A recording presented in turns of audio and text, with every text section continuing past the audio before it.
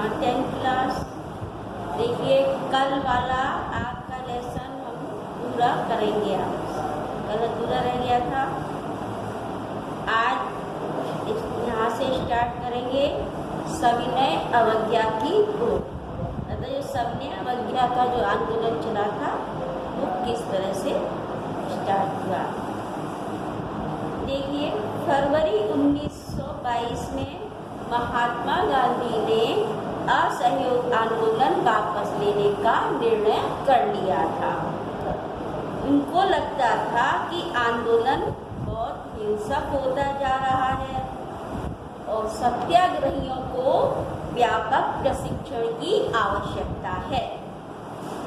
कांग्रेस के कुछ जो नेता वो इस प्रकार के जन संघर्षों से थक चुके थे। वे प्रांतीय परिषदों के चुनाव में भाग लेना चाहते थे। परिषदों में रहते हुए ब्रिटिश नीतियों का विरोध करना, सुधारों की वकालत करना और ये सब क्या है दिखाना भी वह महत्वपूर्ण मानते थे। इसमें मोतीलाल नेहरू जी ने परिषद राजनीति में वापस लौटने के लिए कांग्रेस के भीतर ही स्वराज पार्टी का गठन कर लिया। फिर नेहरू और सुभाष चंद्र बोस जैसे युवा नेता थे, वे अधिक उग्र जन आंदोलन और पूर्ण स्वतंत्रता के लिए अपना दबाव बनाए हुए थे। विश्वव्यापी आर्थिक मंदी के कारण 1926 से कृषि उत्पादों की जो कीमतें थी वह गिरने लगी और 2030 तक तो यह पूरी ही तरह धराशायी हो गई।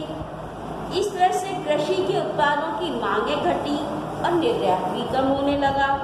अब किसानों को अपनी जो उपज थी वो बेचना बहुत मुश्किल हो गया तथा उन्हें लगान भी वे नहीं चुका पा रहे थे। इसीलिए तो इसी पृष्ठभूमि में ब्रिटेन की नई जो टोरी सरकार थी उसने सर जॉन साइमन के नेतृत्व में एक वैधानिक आयोग का गठन किया और इस आयोग को भारत में संवैधानिक व्यवस्था की कार्यशैली का अध्ययन करना था और उसके बारे में सुझाव देने थे। लेकिन इस आयोग में एक भी भारतीय सदस्य नहीं था, सारे सदस्य अंग्रेज ही थे। सन 1928 में जब साइमन कमीशन भारत आया तो उसका स्वागत साइमन कमीशन गो बैक इस तरह के नारों से किया गया। कांग्रेस और मुस्लिम लीग जैसी सभी पार्टियों ने भी प्रदर्शनों में हिस्सा लिया। वे इसका विरोध करने लगे और विरोध को शांत करने के लिए उस समय जो वायसराय थे लॉर्ड इरविन ने 1929 में भारत के लिए डोमिनियन स्टेट्स का गोलमोल सा ऐलान कर दिया। मतलब उन्होंने कोई इसकी समय सीमा नहीं बताई, केवल इतना ही कहा कि गोलमेज सम्मेलन आयोजित किया जाएगा। लेकिन इस प्रस्ताव से कांग्रेस के नेता संतुष्ट नहीं थे। अब जवाहरलाल नेहरू, सुभाष चंद्र बोस के नेतृत्व में कांग्रेस का तेज तर्रार खेमा एक आक्रामक रवैया अपनाने लगा था।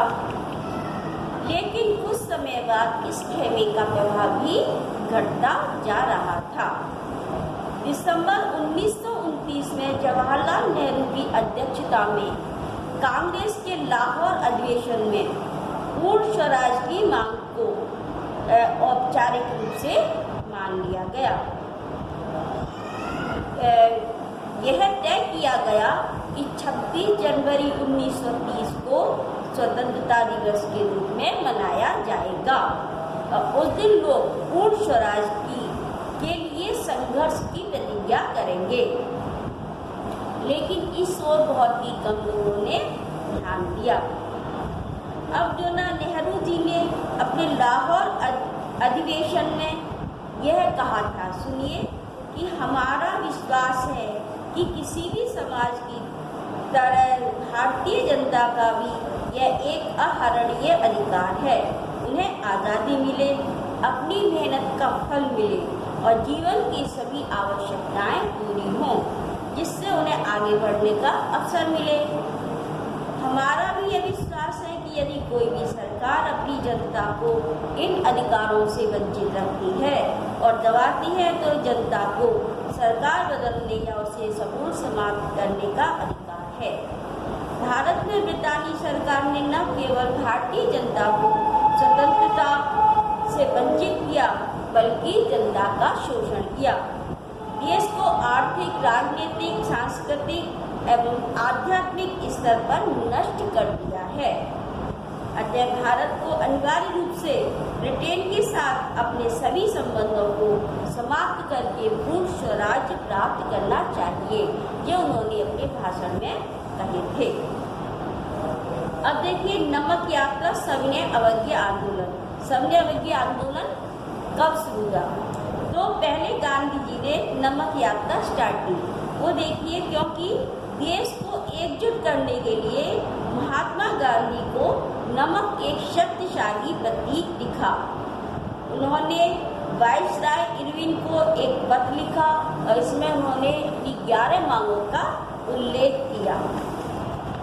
उन मांगों में मांगे थी कि उद्योगपतियों से लेकर किसानों तक, वे सारी मांगें इन सभी विभिन्न समूहों से जुड़ी थी। इन मांगों के द्वारा वे समाज के सभी वर्गों को अपने साथ जोड़ना चाहते थे, जिससे कि सभी आंदोलन में शामिल हों। और नमक कर को वे खत्म करने, ये सारी जो महत्वपूर्ण मांगे थी, यह नमक के कर को खत्म करने के लिए थी। और गांधी जी का कहना था कि नमक तो सभी प्रयोग करते हैं, भोजन का एक मुख्य हिस्सा है, तो इस पर नमक नहीं होना चाहिए, कर नहीं होना चाहिए। यह तो सरकार का एक दमनकारी पहलू है। इसलिए उन्होंने, महात्मा गांधी जी ने इस पत्र में को चेतावनी की तरह से पत्र लिखा और उन्होंने कहा कि 11 मार्च तक अगर उनकी मांगें नहीं मानी गई तो कांग्रेस सविनय अवज्ञा आंदोलन छेड़ देगी। लेकिन इरविन इसमें झुकने को तैयार नहीं थे।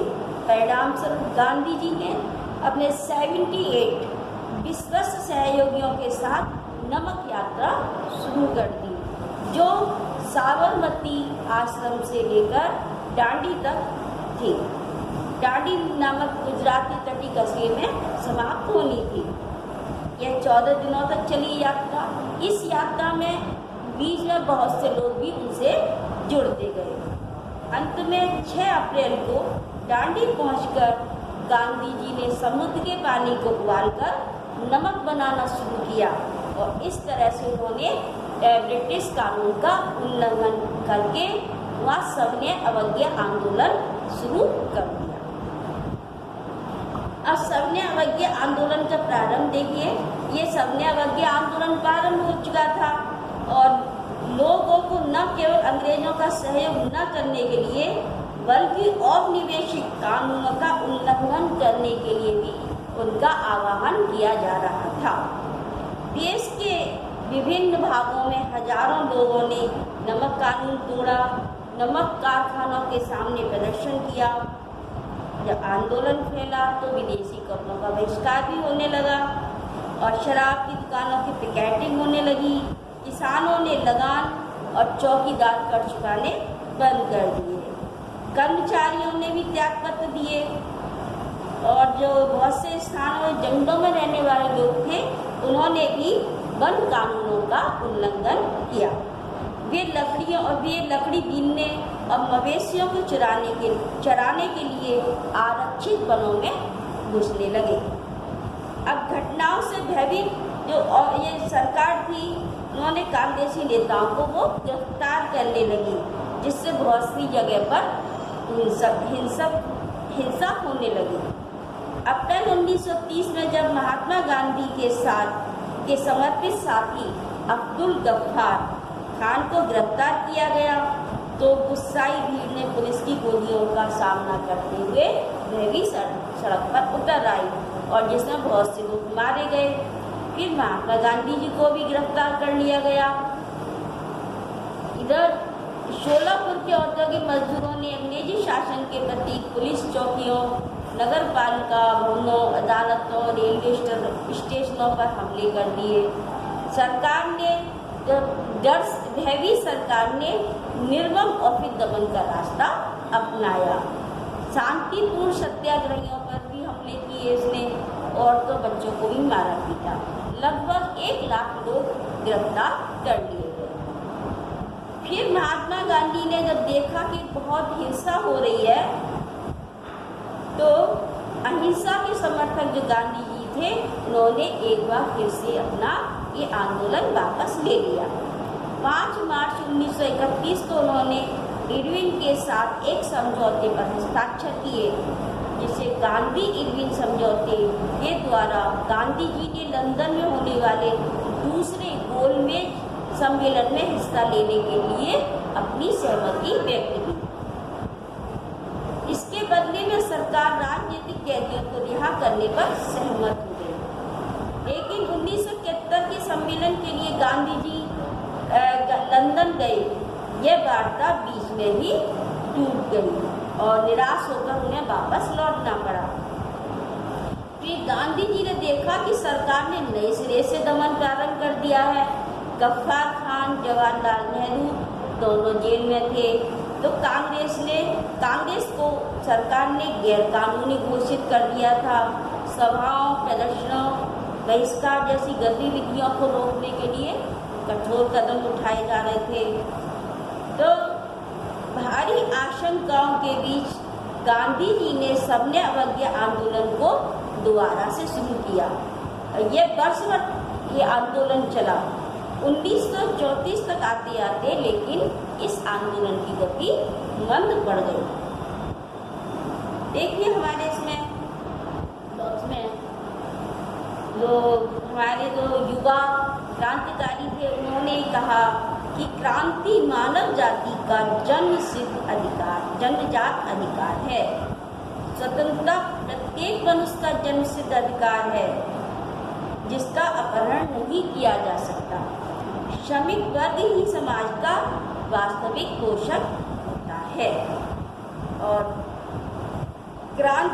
ये भी कहा कि क्रांति की इस पूजा वेदी पर हम अपना यौवन नैवेद्य के रूप में लाए हैं, क्योंकि ऐसे महान आदर्श के लिए हम बड़े से बड़ा त्याग भी हमारे लिए बहुत कम है। मतलब उस समय के हमारे युवा क्रांतिकारी थे, वो इस तरह ऐसे थे, मतलब वो आज़ादी के लिए बहुत ही ज़्यादा तावले थे। उनके अपना सर्वस्व न्यौछावर करने के लिए तैयार। अब हमारे देश में बहुत से लोगों ने जो आंदोलन अलग अलग तरह से लिया। समाज के विभिन्न हिस्सों ने इस आंदोलन को विभिन्न तरीकों से लिया। सबकी अलग अलग इच्छाएं थी, आकांक्षाएं थी, और सबके जो लक्ष्य थे वह भी भिन्न भिन्न थे। अब देखिए जो संपन्न किसान थे, उनके क्या लक्ष्य थे।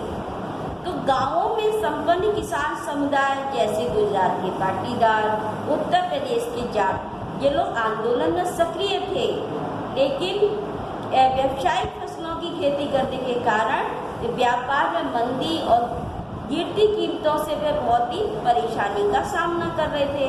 और जब उनकी नकद आय खत्म होने लगी, सरकारी लगान चुकाना संभव हो गया, तो वह सरकार लगान कम नहीं कर रही थी, तो उन्होंने फिर क्या सभी ने अवज्ञा आंदोलन का वे बढ़ चढ़कर समर्थन करने लगे।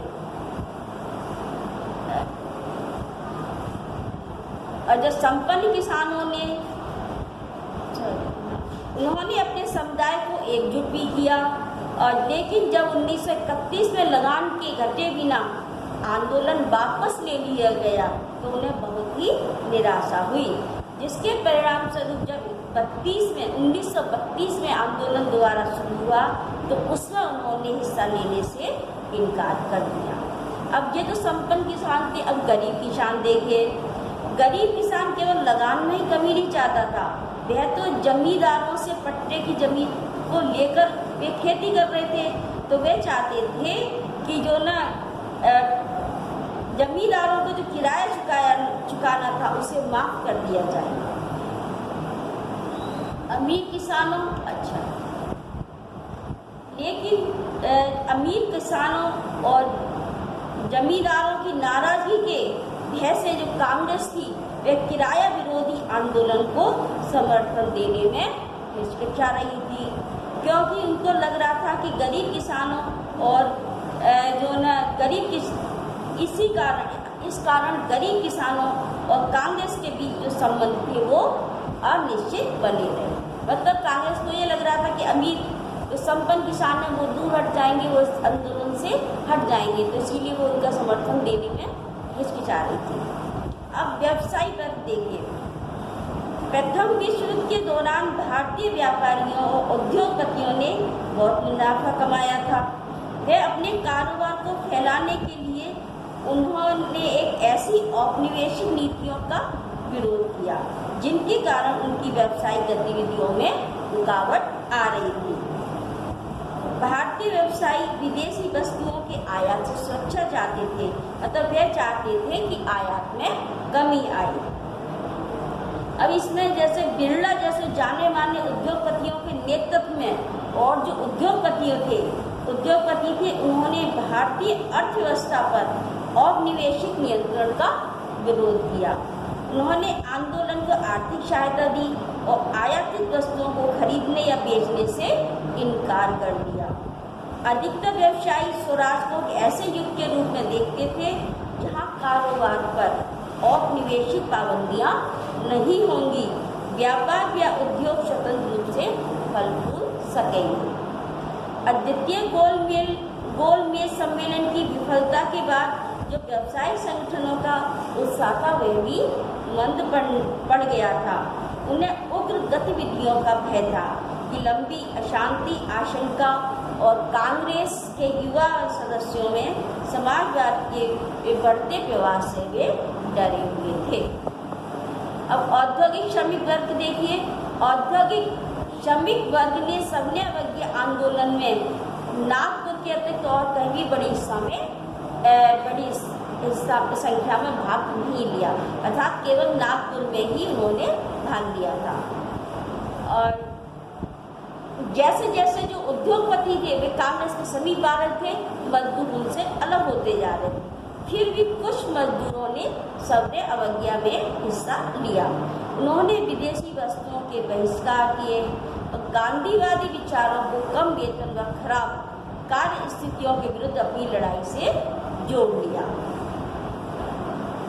अब इधर कांग्रेस अपने कार्यक्रम में मजदूरों की मांगों को सम्मिलित करने से भी हिचकिचा रही थी, क्योंकि कांग्रेस को लगता था कि इससे उद्योगपति आंदोलन से दूर चले जाएंगे और साम्राज्यवाद की विरोधी शक्तियों में फूट पड़ जाएगी।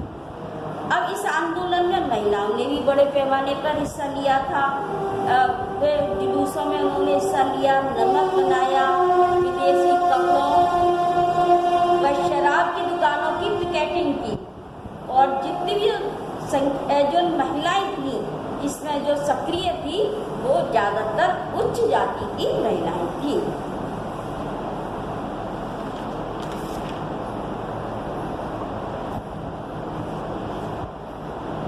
अब देखिए हम इस बात पर चर्चा करेंगे कि सविनय अवज्ञा आंदोलन में विविध वर्ग और समूहों ने क्यों हिस्सा लिया था। तो देखिए ये सभी वर्ग लोग जो ना उनके लिए स्वराज के मायने क्या अलग अलग थे। अब वो क्या थे, धनी किसानों के लिए स्वराज का अर्थ था भारी लगान की विरुद्ध लड़ाई। अब गरीब किसानों के लिए था कि उनके पास जमीनें होंगी, जमीन का किराया नहीं देना पड़ेगा, उन्हें बेगारी भी नहीं करनी पड़ेगी। और जो व्यवसायी थे उन्होंने इस स्वराज को एक ऐसे युग में देखा कि जहां व्यापार पर औपनिवेशिक प्रतिबंध नहीं होंगे, व्यापार व उद्योग बिना किसी रुकावट के प्रगति कर सकेंगे। और जो औद्योगिक श्रमिक थे वे उच्च वेतन एवं अच्छी कार्य स्थितियों के रूप में देखते थे। और महिलाओं के लिए स्वराज का अर्थ था कि भारतीय समाज में पुरुषों के साथ बराबरी का जीवन स्तर की प्राप्ति होगी। ये समूह के जो समूह के थे इच्छाएं थी। अब देखिए सविनय अवज्ञा आंदोलन की सीमा है। सविनय अवज्ञा आंदोलन से तत्कालीन भारतीय समाज के अधिकांश वर्ग प्रभावित हो रहे थे। इस आंदोलन से प्रभावित जो नहीं हो रहे थे वो एक ऐसा समूह था जो राष्ट्र के अछूतों का था। सन 1930 के बाद स्वयं को दलित या उत्पीड़न में कहने लगे थे। कांग्रेस ने लंबे समय तक दलितों पर ध्यान नहीं दिया, लेकिन महात्मा गांधी ने घोषणा की कि अस्पृश्यता को समाप्त किए बिना हम 100 साल तक भी जो है ना स्वराज की स्थापना नहीं कर सकते। उन्होंने अछूतों को हरिजन अर्थात ईश्वर की संतान बताया और उन्हें समान अधिकार दिलाने के लिए भी ऊंची जातियों का आह्वान किया। उनसे कहा कि वे अपना हृदय परिवर्तन करें, छुआछूत को समाप्त करें। अब देखिए दलित नेताओं की क्या आकांक्षा थी। बहुत सारे दलित नेता अपने समुदायों की समस्या को अलग राजनीतिक समाधान ढूंढना चाह रहे थे। वे स्वयं को संगठित करने लगे। उन्होंने शिक्षा संस्थानों में आरक्षण के लिए भी आवाज उठाई और अलग निर्वाचन क्षेत्र की मांग की। वे चाहते थे कि विधायी परिषदों के लिए केवल दलितों को ही चुनकर भेजा जाए। दलित नेताओं का मानना था कि उनकी सामाजिक असमानता केवल राजनीतिक शक्तिकरण से ही दूर हो सकती है। इसलिए सविनय अवज्ञा आंदोलन में दलितों की हिस्सेदारी बहुत सीमित थी। इसमें देखिए डॉक्टर भीमराव अंबेडकर ने सन 1930 में दलितों को दमिन वर्ग एसोसिएशन में संगठित किया।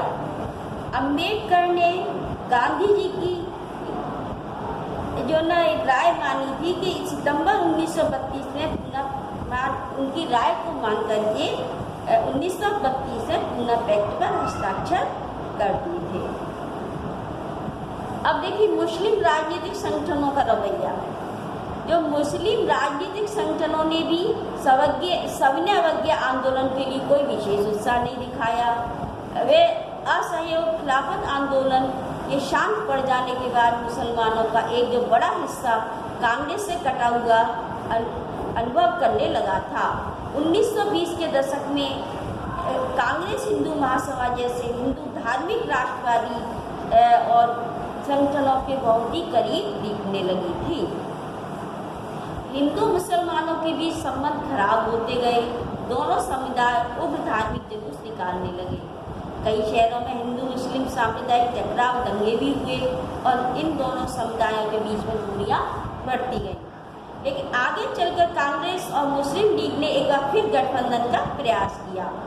मुस्लिम लीग के नेताओं में जो प्रमुख नेता थे मोहम्मद अली जिन्ना, उनका कहना था कि यदि मुसलमानों को केंद्रीय सभा में आरक्षित सीटें दी जाए तो मुस्लिम बहुल प्रांतों में मुसलमानों को जनसंख्या के अनुपात में प्रतिनिधित्व दिया जाए तो वे मुसलमानों के लिए पृथक निर्वाचन की मांग छोड़ने के लिए तैयार हैं।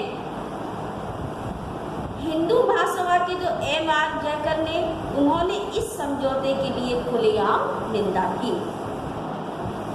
इस उद्देश्य से फिर क्या हुआ, सारी संभावनाएं समाप्त हो गई। फिर ऐसी स्थिति में जब सविनय अवज्ञा आंदोलन प्रारंभ हुआ उस समय समुदायों में संदेह और अविश्वास का वातावरण बना हुआ था। बहुत से मुस्लिम नेता और अल्पसंख्यकों के रूप में मुसलमानों की सामाजिक और राजनीतिक स्थिति को लेकर चिंता जता रहे थे। उनको डर था कि बहुसंख्या के वर्चस्व की स्थिति में अल्पसंख्यकों की संस्कृति और पहचान हो जाएगी। सन 1930 में मुस्लिम लीग के अध्यक्ष सर मोहम्मद इकबाल ने मुसलमानों के लिए अल्पसंख्यक राजनीतिक हितों की रक्षा के उद्देश्य से पृथक निर्वाचिता की जरूरत पर एक बार फिर से जोर दिया। उन्होंने कहा, अगर स्थायी सांप्रदायिक बंदोबस्त के तौर पर भारतीय मुसलमान को उसके अपने भारतीय होमलैंड में अपनी संस्कृति और परंपरा के अनुसार पूर्ण एवं स्वतंत्र विकास का अधिकार दिया जाए तो वे भारत की स्वतंत्रता के लिए अपना सब कुछ न्यौछावर करने को तैयार हो जाएंगे। अब देखिए सामूहिक अपनेपन का भाव, फिर सभी लोगों में देश के प्रति समूह के तौर पर अपनेपन का भाव पैदा करना था। तो वो कैसे हुआ। किसी भी क्षेत्र में राष्ट्रवाद की भावना तब उत्पन्न होती है जब वे एक ही राष्ट्र के अंग हैं, उनके अवयव एक दूसरे को एकता के सूत्र में बांधने वाली बात खोज लेते हैं। मतलब उनके अंदर ऐसा अनुभव होने लगे कि वो इसी देश के अंग हैं और अपने को एकता के सूत्र में बांधने।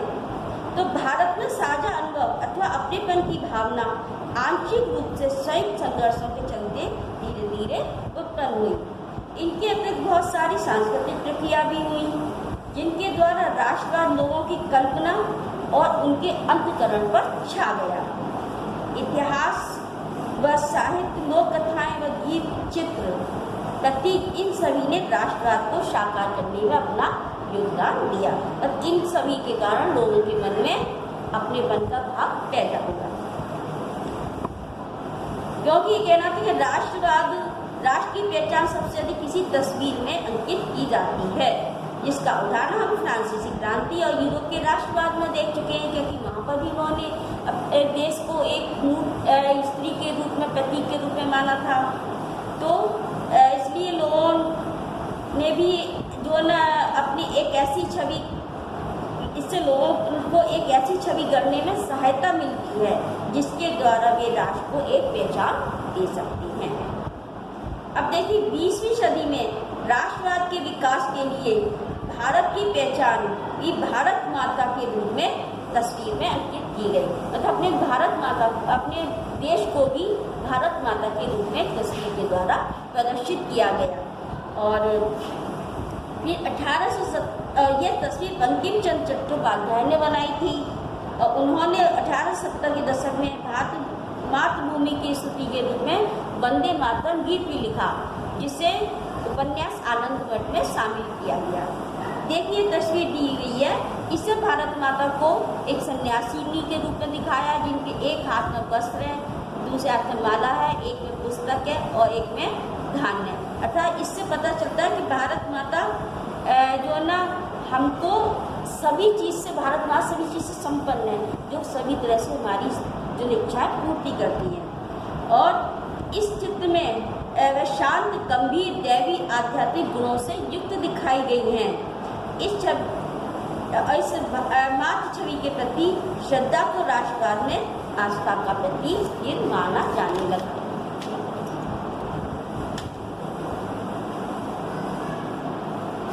अब देखिए ये एक और तस्वीर बनाई थी उन्होंने, अभिनाथ ने, उन्होंने इसमें भारत माता को शेर और हाथी के बीच में दिखाया है, हाथ में ये झंडा लिए हुए हैं, जो ये दोनों ही चीज़ें शक्ति और सत्ता का प्रतीक है। अब अधिकतर जातीय समुदायों को, अच्छा अब ये देखिए भारतीय लोक कथाओं को पुनर्जीवित करने का आंदोलन। फिर भारत में राष्ट्रीय एकता बनाए रखने के लिए उन्होंने और भी क्या किया कि उन्होंने अपनी राष्ट्रवाद का विचार भारतीय लोक कथाओं को पुनर्जीवित करने के आंदोलन से भी सुदृढ़ हुआ। 19वीं सदी के अंत में राष्ट्रवादों, भाषाचारों के द्वारा लोक कथाओं को महत्व देना प्रारंभ कर दिया। वे लोकगीतों और जनश्रुतियों को इकट्ठा करने के लिए गाँवों में घूमते थे, क्योंकि राष्ट्रवादी का मानना था कहानियाँ हमारी परंपरागत संस्कृति की एक सही तस्वीर प्रस्तुत करती हैं और अपनी पहचान को ढूंढने, अपने अतीत के गौरव का भाव पैदा करने के लिए और इस लोक परंपरा को बचाना आवश्यक था। अतः रविन्द्रनाथ टैगोर भी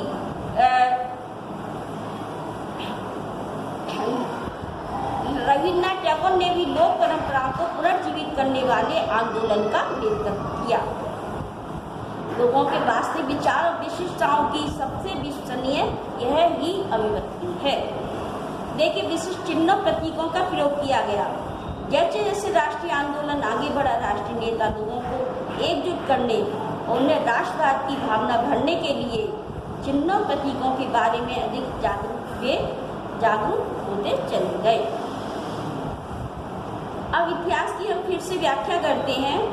19वीं सदी के अंत तक आते आते बहुत सारे भारतीय यह अनुभव करने लगे कि राष्ट्र के प्रति गर्व का भाव जगाने के लिए भारतीय इतिहास को अलग ढंग से पढ़ाया जाना चाहिए। गौरव में प्राचीन युग के बारे में लिखना प्रारंभ कर दिया गया। कला, वास्तु शिल्प, विज्ञान, गणित, धर्म और संस्कृति, कानून, दर्शन, हस्तकला, व्यापार, ये सभी फल फूलने लगे थे। फिर क्या संस्कृति, कानून, दर्शन, हस्तकला, हाँ, और बौद्धों का जो कहना था कि इस महान युग के बाद जो पतन का समय आया था उसने ही भारत को गुलाम बना लिया। अतः इस राष्ट्रवादी इतिहास पाठकों को अतीत में भारत की महानता और उपलब्धियों को गर्व करने ब्रिटिश शासन के अंतर्गत दुर्दशा से मुक्ति के लिए संघर्ष का मार्ग अपनाने का आह्वान किया जाता था। और इन सब जो प्रयासों का प्रभाव तो दिखा, किंतु लेकिन समस्याएं कम नहीं थी।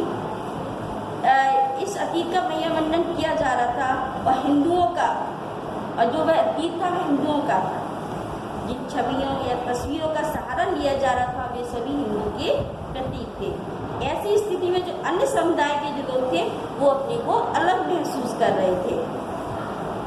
और इसके बाद अंग्रेज सरकार के जो विरुद्ध बढ़ता हुआ गुस्सा था विभिन्न भारतीय समूह वर्गों को स्वतंत्रता के साझा संघर्ष में खींच रहा था। महात्मा गांधी के नेतृत्व में कांग्रेस ने लोगों के असंतोष, परेशानियों को स्वतंत्रता के संगठित आंदोलन में समाहित करने का प्रयत्न किया।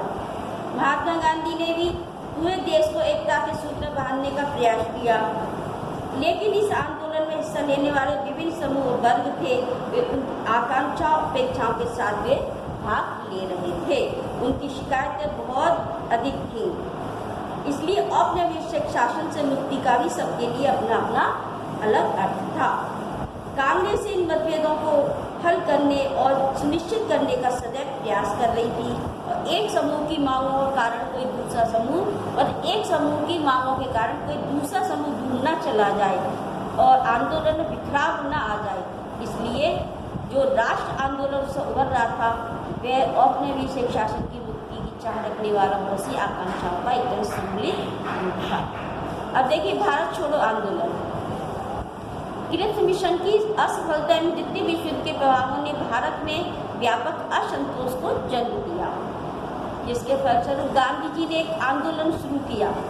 उन्होंने अंग्रेजों के पूरी तरह से भारत छोड़ने पर जोर दिया। वर्धा के 14 जुलाई 1942 को कांग्रेस समिति ने ऐतिहासिक भारत छोड़ प्रस्ताव पारित किया, जिसमें सत्ता का भारतीयों को तत्काल हस्तांतरण एवं भारत छोड़ने की मांग की गई। 8 अगस्त 1942 में बम्बई के अखिल भारतीय कांग्रेस समिति ने इस प्रस्ताव का समर्थन किया। पूरे देश में अहिंसक जन संघर्ष का आह्वान किया गया, और इसी अवसर पर गांधी जी ने का जो प्रसिद्ध नारा करो या मरो, इसका भाषण दिया। और इस आह्वान ने देश के अधिकतर हिस्सों में राज्य व्यवस्था को ठप कर दिया। लोग स्वतः ही आंदोलन में कूद पड़े। लोगों ने हड़तालें की, राष्ट्रीय गीतों नारों के साथ प्रदर्शन किया, जुलूस निकाले, और ये आंदोलन वास्तव में एक जन आंदोलन था, जिसमें छात्र, मजदूर, किसान जैसे हजारों साधारण लोगों ने हिस्सा लिया था। तथा नेताओं की भी सक्रिय भागीदारी थी, जैसे जयप्रकाश नारायण, आसफ अली, राम मनोहर लोहिया, बहुत सारी महिलाएं थीं बंगाल से, असम से, उड़ीसा से, तो सभी ने इसमें हिस्सा लिया था। अत्यधिक बल के प्रयोग के बावजूद भी इसे दबाने में 1 वर्ष से अधिक का समय लगा। ये बच्चों आज आपका लेसन पूरा हो गया, आपको होमवर्क मिल जाएगा व्हाट्सएप पर, आप कर लीजिएगा।